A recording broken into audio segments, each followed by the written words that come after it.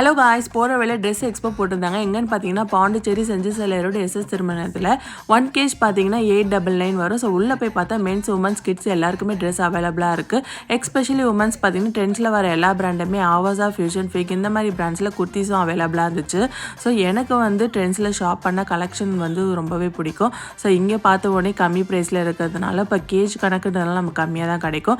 So ஒரு குர்த்தி பார்த்தீங்கன்னா 300 rupees அந்த மாதிரி தான் வந்துருந்துச்சு. ஸோ நான் 2 குர்த்தி 2 வெஸ்டர்ன் வேர் வாங்கியிருந்தேன்.